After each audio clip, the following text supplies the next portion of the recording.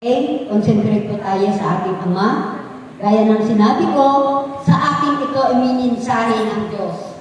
Kaya ipagsisigawan ko ang kabutihan ng Diyos. Answers prayer na tayo. Ngunit kahapon lang dumating ulit yung masamang balita. Nagkaroon ulit ng balita ay ng gera. Saan yun? Sa Israel at Turkey. Mamaya pagka nagdasal ako, paalala niyo yan Turkey. Baka makalimutan. Pero sabi nga natin, huwag natin kalimutan na ang war na ito ay kailangan the end na rin. Kaya kailangan. Sa ating pananalig, sa ating Panginoon, pananampalataya, gagawa ng himala ang Diyos. Sa ngalan ng Ama at ng Anak at ng Espiritu Santo. Amen. Ang banal, Diyos na kapila, Amang Yahweh, magandang hapon sa iyo, Ama. Ama, narito kami ng iyong mga anak at tuloy magpapasalamat sa mga oras na ito. Maraming salamat po, Ama, sa lahat-lahat na ipinagkakaloob mo sa amin. Sa aming mga pagkain, sa araw-araw, sa kalakasan at kagalingan, Ama. Maraming salamat.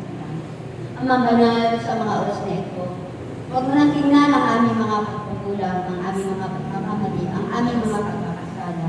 Bagkus, Ama, ang aming pananampalataya at pananalig sa iyo sa mga oras na ito. Ama, itinataas ko sa iyo ang lugar ng bansang Israel at ang Turkey, Lord.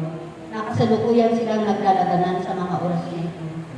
Maraming salamat po, Ama, bago ka nga itaas ang gerang ito sa lugar na yan. Nagpapasalamat muna ako, Ama, sa mga panalangin namin sa una at dasal na natapos na ang gerang iyon. Natapos na ng Amerika at Israel ang kanilang mga alitan. At ngayon po ay mayroon na namang nagsisimula na magkaroon ng gera sa lugar na yan, sa Israel at Turkey. Nawa, Ama, ipuin mo ang mga presidente sa lugar na yan.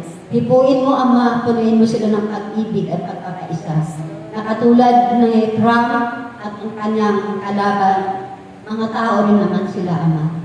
Gusto nila lang mas higit na kapangyarihan, ngunit ikaw ang Diyos na makapangyarihan ng aming nakikilala, na magagawa mo, Ama, ang mga kailangan namin sa hapon.